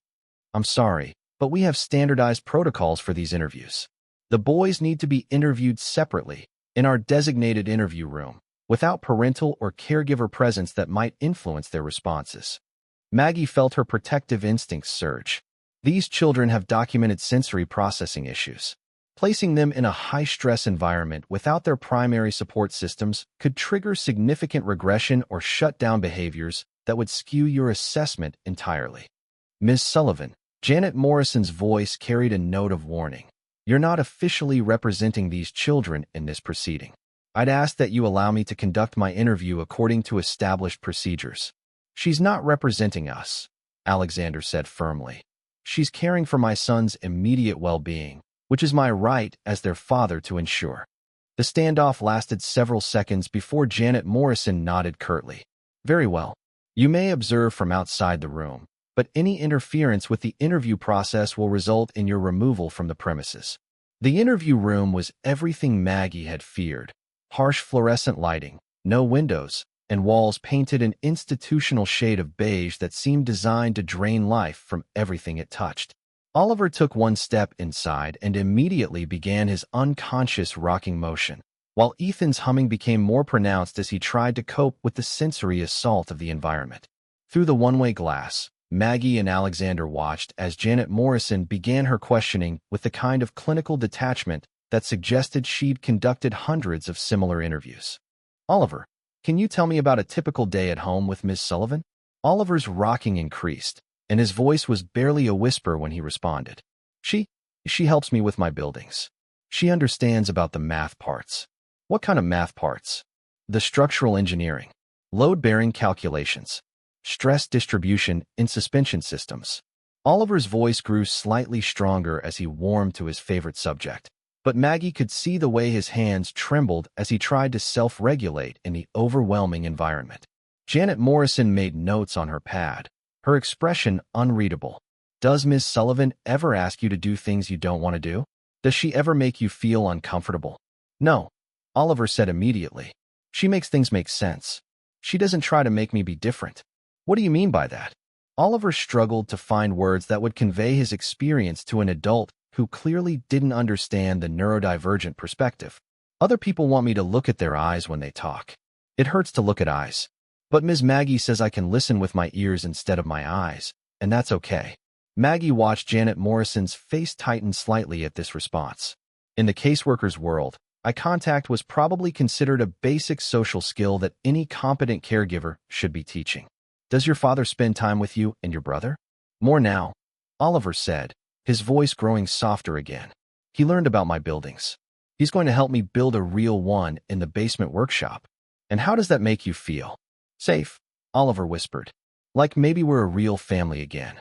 The interview continued for another 20 minutes, with Janet Morrison probing for signs of neglect, inappropriate attachment, or developmental regression that would support Dr. Pemberton's concerns. But Oliver's responses, while clearly given under duress from the stressful environment, consistently painted a picture of a child who felt understood, supported, and loved for the first time in years. Ethan's interview was more challenging. The institutional environment triggered a mild shutdown response. He answered questions in monosyllabic phrases, his mathematical humming became more agitated, and his stimmying behaviors intensified as he tried to cope with the sensory overload. Ethan, can you tell me about your relationship with Miss Sullivan? Good. Can you be more specific? She understands prime numbers. Is that important to you? Yes. Janet Morrison's frustration was evident as she tried to extract more detailed responses from a child who was clearly struggling with the interview environment. Ethan, I need you to use more words. Can you tell me about your daily routine at home? Ethan's rocking increased, and his humming became more pronounced. Maggie could see the beginning of a full meltdown building, the kind of sensory overload response that could take hours to recover from. Mathematics in the morning. Art with Oliver in the afternoon. Stories before bed. Ms. Maggie makes the routine make sense. What do you mean by that? The numbers line up right when she's there. The patterns don't break. Through the glass, Maggie watched Alexander's hands clench into fists as he witnessed his son's distress. The interview was demonstrating exactly what she'd warned about, that removing neurodivergent children from their support systems and placing them in high-stress environments created artificial crisis situations that bore no resemblance to their actual functioning levels. Does Miss Sullivan ever punish you when you stim or engage in repetitive behaviors? No, Ethan said, his voice barely audible now. She says stimming helps my brain stay organized.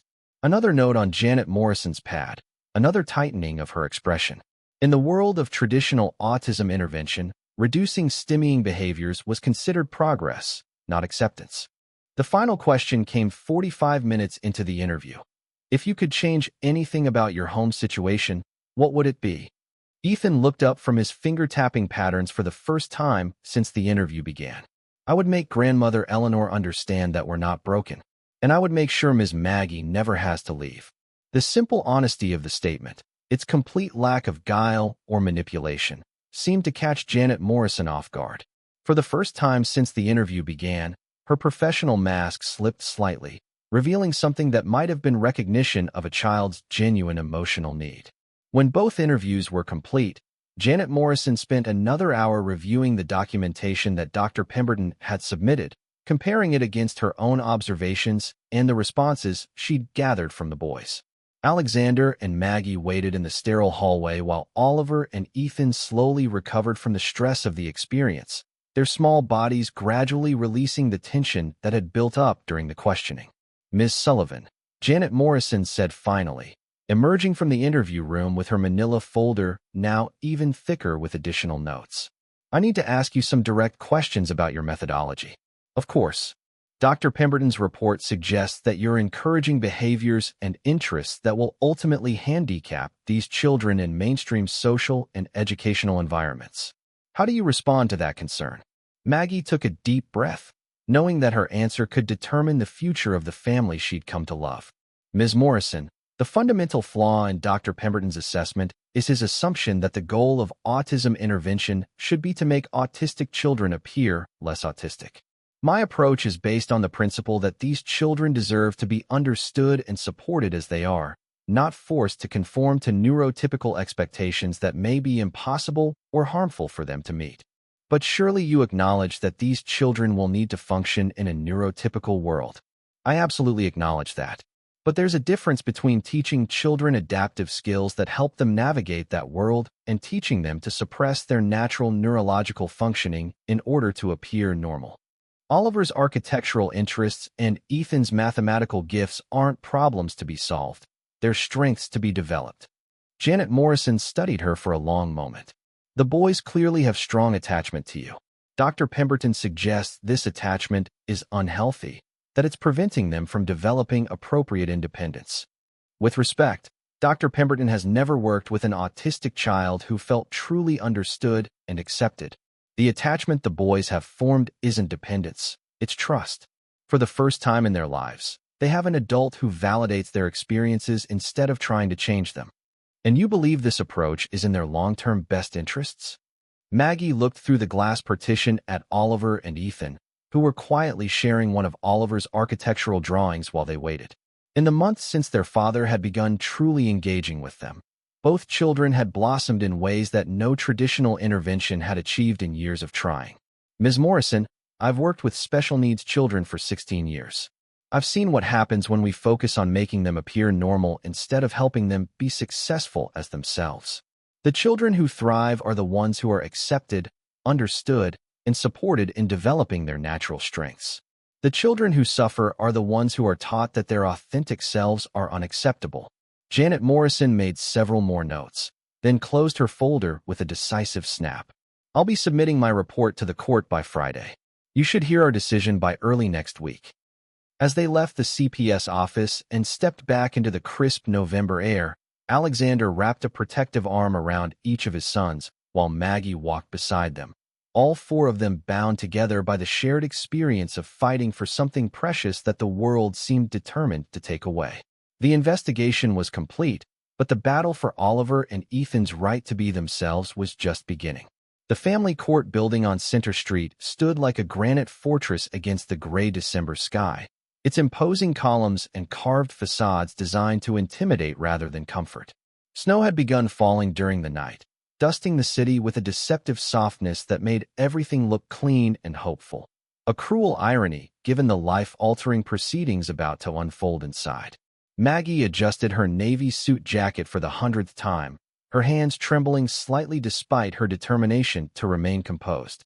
Beside her, Alexander looked every inch the successful businessman in his charcoal Armani suit, but she could see the tension in the set of his shoulders, the way his jaw clenched when he thought no one was looking. The boys sat between them on the hard wooden bench outside courtroom 4B, Oliver clutching a simplified version of his architectural portfolio, while Ethan traced mathematical patterns on his leg with increasing intensity. Remember, their lawyer, David Chun, no relation to Victoria despite the shared surname, said quietly. The judge will want to see that the current arrangement is serving the children's best interests. Be honest, be specific about progress, and don't let Dr. Pemberton's testimony rattle you. His approach represents old-school thinking that's increasingly being challenged in family court. Eleanor Whitmore sat on the opposite side of the hallway with Dr. Pemberton and the attorney she'd retained to support the CPS petition.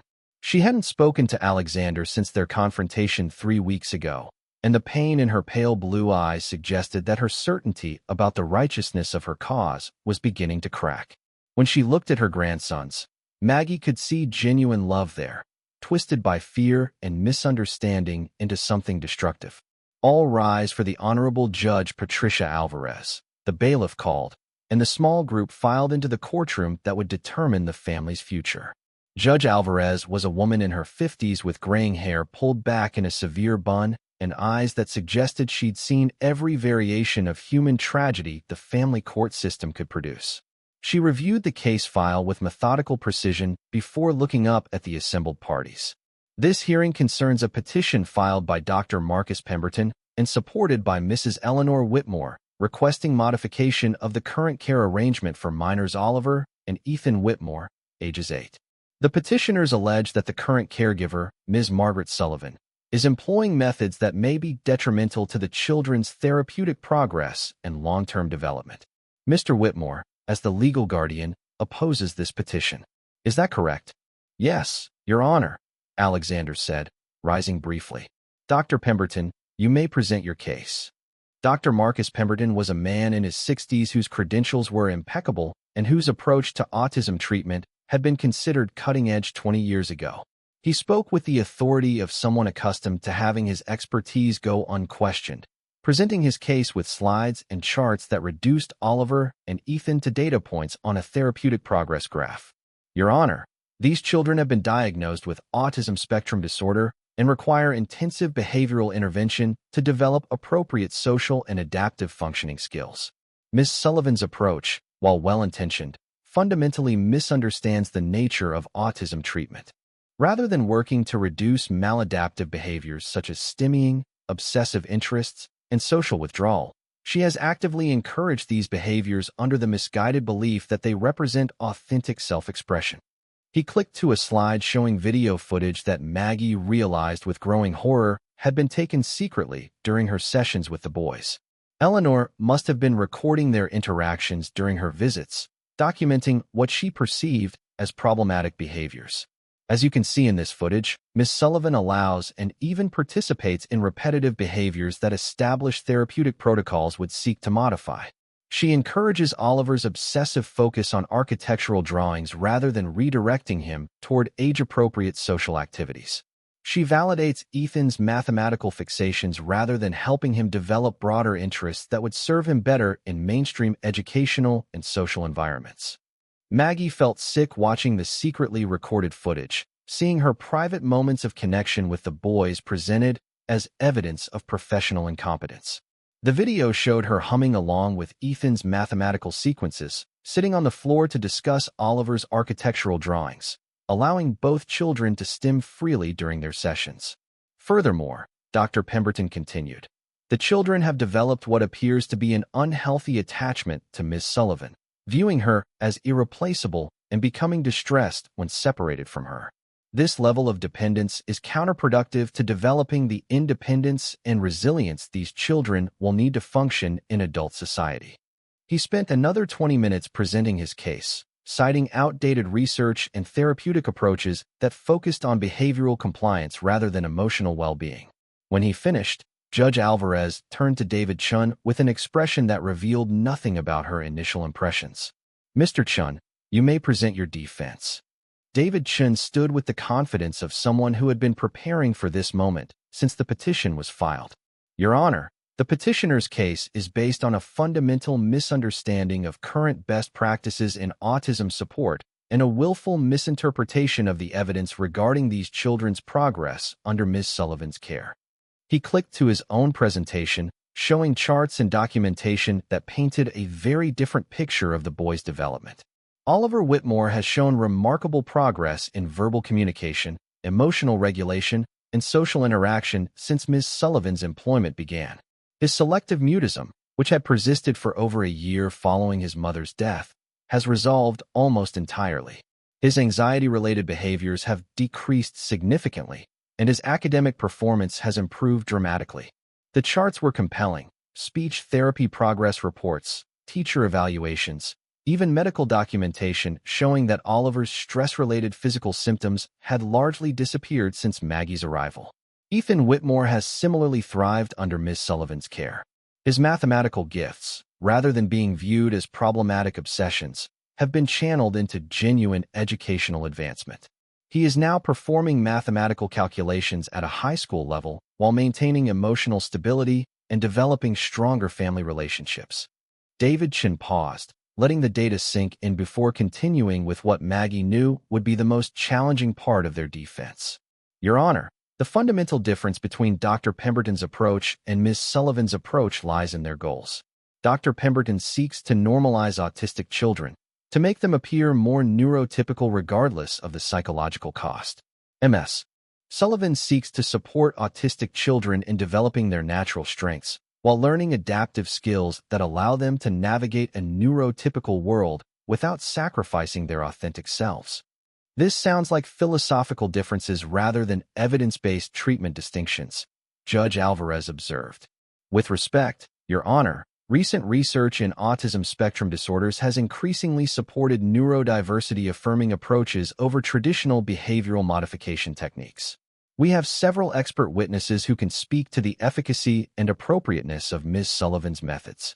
The next 2 hours were a battle between competing philosophies of autism intervention, with expert witnesses on both sides presenting research, case studies, and theoretical frameworks that painted radically different pictures of what constituted appropriate care for autistic children. Dr. Sarah Martinez, a developmental pediatrician specializing in autism, testified on behalf of the defense. The boys I've observed are thriving emotionally, socially, and academically. Their autism isn't being cured or hidden.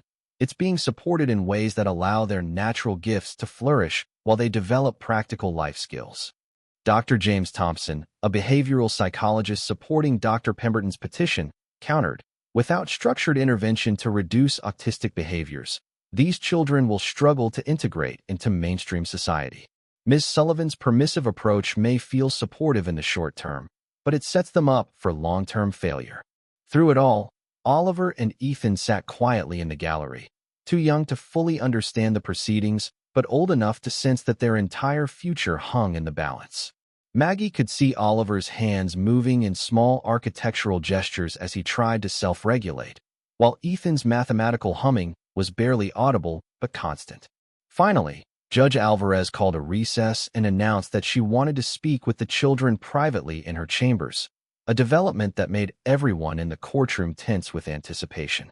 "Your Honor," Alexander said, rising from his seat, "I request that Ms. Sullivan be allowed to accompany my sons. They become anxious in unfamiliar environments without their primary support person present." Dr. Pemberton immediately objected.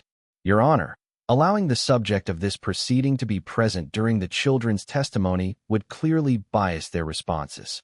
Judge Alvarez studied the two boys, who had moved closer together at the mention of being separated from the adults they trusted. Oliver's breathing had become shallow, and Ethan's stimming had intensified noticeably. "I'm going to allow Ms. Sullivan to be present, but not to participate in the conversation," she decided. "These children's comfort and ability to communicate effectively is more important than theoretical concerns about bias. We'll reconvene in 30 minutes. As they walked toward the judge's chambers, Maggie caught Eleanor Whitmore's eye across the hallway. The older woman's face was pale, and for the first time since this battle began, she looked uncertain rather than righteously confident. The fate of their makeshift family now rested in the hands of a judge who would have to choose between two fundamentally different visions of what it meant to help autistic children thrive in an often hostile world. Judge Alvarez's chambers were a stark contrast to the formal courtroom. Warmer lighting, comfortable furniture, and walls lined with family photos that suggested she understood the human cost of the decisions she made daily. She had changed from her judicial robes into a simple cardigan, a gesture that seemed designed to put the children at ease. "Oliver, Ethan," she said gently, settling into a chair that brought her to eye level with the boys. "I know this has been a very long and probably confusing day. I want you to know that everything we're doing here is about making sure you're safe and happy. Do you understand that?" Oliver nodded, his grip on his architectural portfolio never loosening.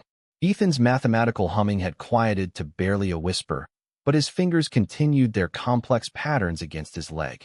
"I'm going to ask you some questions, and I want you to answer as honestly as you can. There are no right or wrong answers. I just want to know how you feel." "Okay." Both boys nodded again. "Oliver, can you tell me what makes you feel safest at home?" Oliver looked at Maggie, who sat quietly in the corner as instructed, then back at the judge. "When Ms. Maggie understands my buildings. And when Dad asks me to explain the math parts instead of telling me to draw something else." "What do you mean by that?" "Before Ms. Maggie came, people wanted me to draw families and animals and things that don't make sense to me. But buildings make sense. They have rules and patterns, and when you follow the rules, they don't fall down." Oliver's voice grew stronger as he warmed to his subject. "Ms. Maggie says my buildings are important because they're how my brain works best." Judge Alvarez made notes on a yellow legal pad. "How do you feel when adults ask you to do things that don't make sense to you?" "Scared. Oliver said immediately. Like when they want me to look at their eyes when they talk. Eyes are too bright, and they move around, and it hurts my brain. But Ms. Maggie says I can listen with my ears instead, and that works better. Ethan, Judge Alvarez turned to the other boy. Can you tell me what's most important to you about your daily routine? Ethan looked up from his finger patterns for the first time since entering the chambers. The mathematics have to line up correctly. When routines change without warning, the numbers get chaotic and my brain can't organize them properly. Can you explain that a little more? Everything has patterns, Ethan said, his voice taking on the intensity that appeared whenever he discussed mathematical concepts. The way the light changes during the day, the rhythm of footsteps in the hallway, the sequence of activities from morning to night. When those patterns break unexpectedly, it's like he struggled to find words that would convey his experience to a neurotypical adult. It's like if you were listening to your favorite song and suddenly all the notes were wrong. You'd feel confused and upset, right? Judge Alvarez nodded. That makes sense to me. Ms. Maggie understands about the patterns. She doesn't try to change them unless she can show me how the new pattern will work. And she listens to my number songs instead of telling me to be quiet. Your number songs? Ethan brightened slightly. I turn mathematical sequences into melodies. Prime numbers, Fibonacci sequences, fractals, they all have their own music. Most people think it's weird noise, but Ms. Maggie says it's beautiful. It sounds beautiful to me too, Judge Alvarez said, and Maggie could see that she meant it. For the next 20 minutes, the judge continued her gentle questioning, exploring the boys' relationships with the adults in their lives, their understanding of their autism, and their feelings about the possibility of change. Oliver and Ethan responded with a combination of childlike honesty and sophisticated self-awareness that was both heartbreaking and remarkable. One more question for both of you, Judge Alvarez said finally. If you could have anything you wanted for your family, what would it be? Oliver and Ethan exchanged a glance, one of those silent communications that twins sometimes share, before Oliver spoke for both of them. We want to stay together. All of us. Dad and Ms. Maggie and Ethan and me. Like a real family that doesn't try to fix each other. He paused, then added with devastating simplicity. We want Grandmother Eleanor to understand that we're not broken, we're just different. And we want people to stop trying to make us into something we're not. When they returned to the courtroom, Judge Alvarez's expression was unreadable, but Maggie noticed that she looked at Eleanor Whitmore with something that might have been disappointment. The older woman had gone pale during their absence, as if she sensed that the tide was turning against her position. Before I render my decision, Judge Alvarez said, I want to address something directly with Mrs. Whitmore. Eleanor stood with visible effort, her usual commanding presence diminished by the weight of the proceedings. Mrs. Whitmore, it's clear that you love your grandsons and that you believe you're acting in their best interests. However, I'm troubled by the methods you've employed in this case. Secret recordings of private therapeutic sessions represent a serious violation of trust, and your characterization of these children's natural neurological functioning as pathological behavior suggests a fundamental misunderstanding of autism spectrum disorders. Eleanor's voice was barely a whisper when she responded. Your Honor, I've watched these children struggle for years. I've seen them isolated, confused, unable to connect with the world around them. I genuinely believe that teaching them to appear more normal would give them better opportunities, more acceptance. And what do you believe now? Eleanor looked across the courtroom at her grandsons, who sat close together, holding hands in a gesture of mutual support. For the first time since the proceedings began, she really looked at them, not at their behaviors or symptoms, but at their faces. Oliver met her gaze for a brief moment before looking away, not with the practiced avoidance of someone being forced into eye contact, but with the natural rhythm of someone comfortable in their own skin. Ethan's mathematical humming had evolved into something almost musical, a sign that his anxiety was decreasing rather than building. I believe, Eleanor said slowly, that I may have been wrong. About what they need. About what would help them. The admission hung in the courtroom like a bridge across a chasm of misunderstanding that had nearly torn the family apart. Judge Alvarez nodded. Mrs. Whitmore, I'm going to ask you to consider family counseling to help you develop a better understanding of your grandson's needs and how you can support them more effectively. She then turned her attention to the broader courtroom. Dr. Pemberton, while I respect your credentials and experience, I find your approach to these particular children to be inconsistent with their demonstrated needs and progress. Your focus on behavioral compliance over emotional well-being is not supported by the evidence I've seen today." Dr. Pemberton's face reddened, but he remained silent. "Ms. Sullivan," Judge Alvarez continued, "your methods may be unconventional, but they have produced measurable improvements in these children's functioning and well-being. More importantly, you have helped them develop a sense of self-worth and acceptance that will serve them far better in the long term than any amount of behavioral modification." Maggie felt her heart hammering against her ribs as she waited for the final decision. "Mr. Whitmore, it's clear that your engagement with your sons has improved dramatically over the past few months, and that this improvement correlates directly with Ms. Sullivan's influence on your family dynamics." Judge Alvarez paused, letting the weight of her next words settle over the courtroom. "Therefore, I am denying the petition for removal. Oliver and Ethan Whitmore will remain in their current placement under the care of their father, with Ms. Sullivan continuing as their primary caregiver. However, I am ordering family counseling for all parties to ensure that the improvements we've seen continue and that any remaining conflicts can be resolved in the children's best interests." The relief that flooded through Maggie was so intense it left her lightheaded. Beside her, Alexander's shoulders sagged as 2 years of accumulated tension finally began to release. In front of them, Oliver and Ethan turned to each other with smiles that lit up their entire faces. But perhaps the most significant reaction came from Eleanor Whitmore, who walked across the courtroom aisle and knelt in front of her grandsons with tears streaming down her cheeks. "I'm sorry," she whispered, her voice breaking. "I'm so sorry I didn't understand. Can you forgive your grandmother for being so foolish?" Oliver, with the generous heart that had survived years of misunderstanding, reached out and patted her shoulder. "It's okay, Grandmother Eleanor. Ms. Maggie says people can learn new things even when they're grown up. Maybe you can learn about autism, and we can teach you about our number songs in our buildings." As the family embraced in the middle of the courtroom, Alexander, Maggie, Oliver, Ethan, and even Eleanor, Judge Alvarez watched with the satisfaction of someone who had witnessed healing begin where there had once been only fracture and pain. The battle was over, but more importantly, the real work of becoming a family could finally begin. Spring arrived early in Manhattan that year, painting Central Park with the kind of vivid green that made the city feel reborn. From the conservatory windows of the Whitmore penthouse, Maggie could see cherry blossoms beginning to bloom along the reservoir path, their delicate pink petals dancing in the April breeze like confetti celebrating new beginnings. 6 months had passed since the hearing that nearly tore their family apart, and the changes had been profound in ways that went far beyond the legal victory. The penthouse itself had been transformed from a sterile showcase into something that actually felt like home. Oliver's architectural drawings now covered entire walls in what had once been a formal dining room, while Ethan's mathematical equations decorated a whiteboard in the kitchen where he liked to work out problems while the family cooked dinner together. "Ms. Maggie, Dad, come see what we built." Oliver's voice carried the excitement of a child who had learned that his creations were valued, not merely tolerated. He stood in the basement workshop that Alexander had constructed over the winter months, gesturing proudly at a scale model that took Maggie's breath away.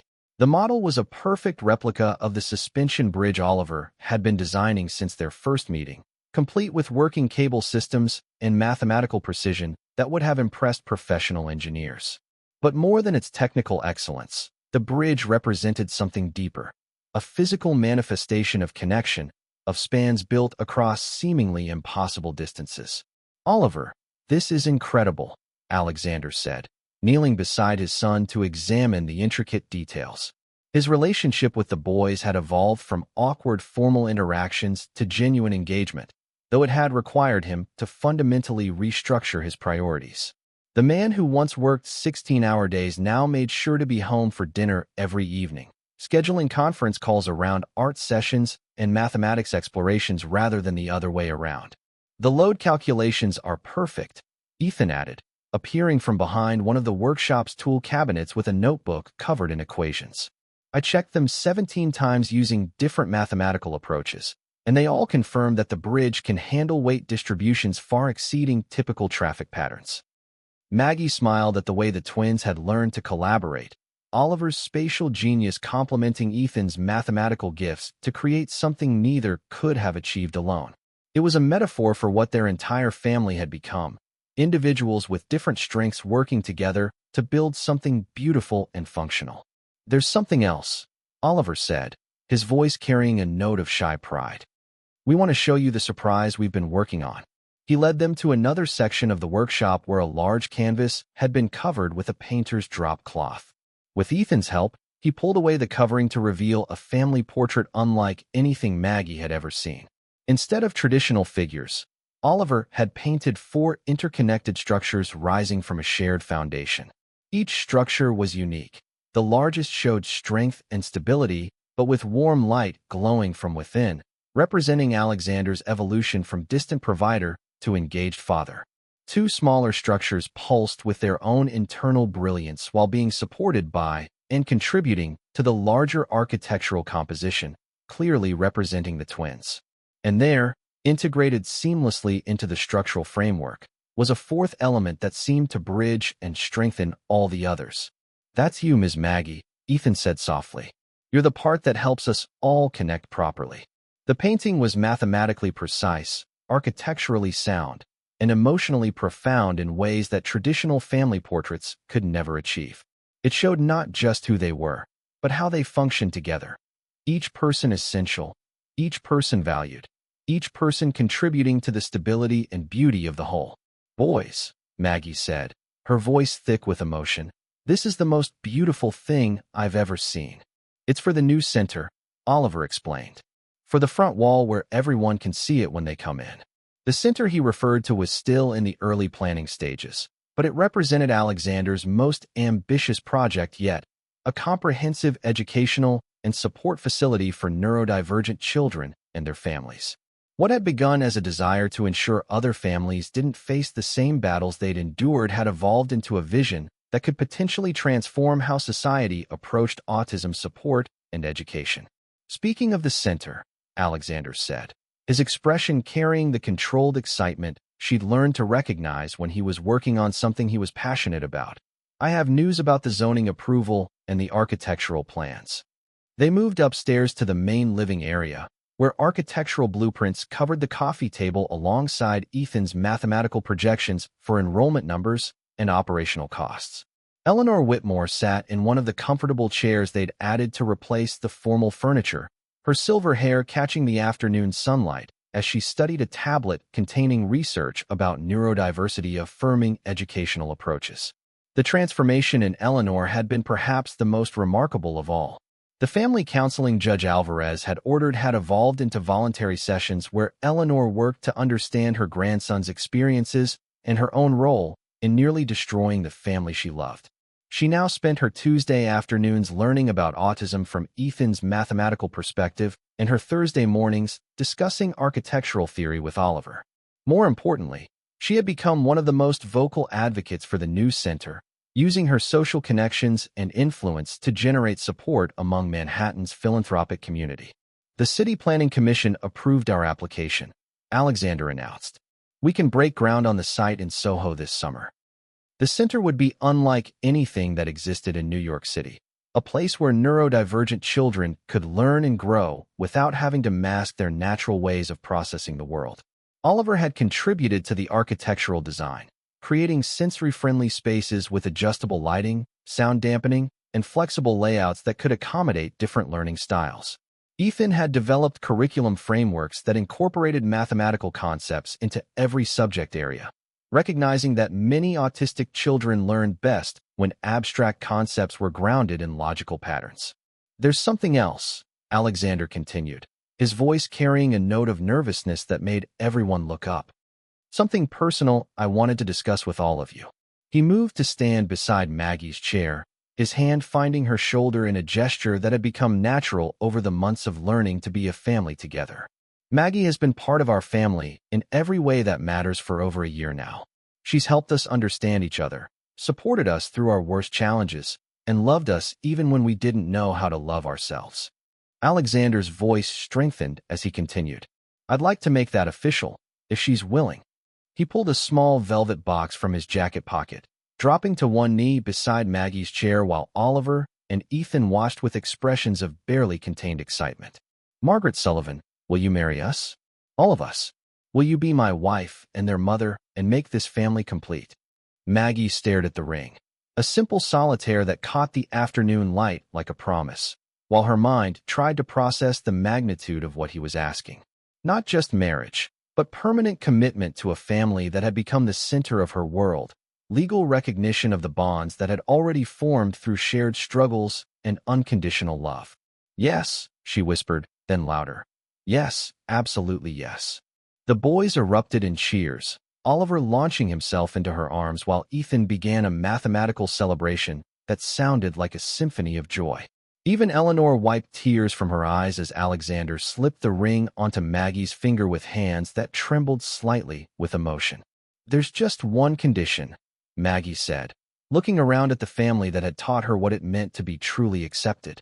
"The wedding has to be designed by Oliver, with mathematical music by Ethan, and held at the center when it's completed.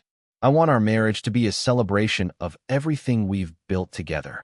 "Deal," Alexander said, sealing the promise with a kiss that tasted like new beginnings and hard-won happiness. As spring deepened into summer and construction began on the center that would bear their family's name, Maggie often found herself standing in the conservatory at sunset, watching the light change over Central Park while Oliver worked on architectural drawings and Ethan created mathematical music. The penthouse that had once felt like a beautiful prison had become a launch pad for dreams none of them could have imagined when she first arrived as the nanny no one wanted to hire. The center opened its doors the following September, welcoming its first students with a celebration that included Oliver's architectural vision made real, Ethan's mathematical compositions performed by the New York Philharmonic, and a community of families who had learned that different didn't mean broken. Eleanor stood at the entrance, greeting parents with the wisdom of someone who had learned the hard way that love sometimes meant changing everything you thought you knew about what was best for the people you cared about. Alexander moved through the building with the confidence of someone who had discovered that success wasn't measured in quarterly reports, but in the laughter of children who had finally found a place where they belonged. And Maggie, now Maggie Whitmore, watched from the center's main hallway, surrounded by Oliver's family portrait and dozens of other artworks created by children who had learned that their unique ways of seeing the world were gifts to be celebrated rather than problems to be solved. The nanny no one wanted to hire had become the mother, wife, and advocate that one family desperately needed. But more than that, she had helped create something that would touch countless other families, ensuring that no child would have to choose between being authentic and being loved. In the end, the greatest architecture wasn't made of steel and concrete, but of acceptance, understanding, and the radical belief that every person deserves to be valued exactly as they are. Hit that like button, subscribe to the channel, turn on notifications, and if you watched all the way to the end, comment, "I watched it all," and leave your thoughts about this story. Oh, and don't forget to watch the next video that shows up on the end screen. It's going to be really exciting.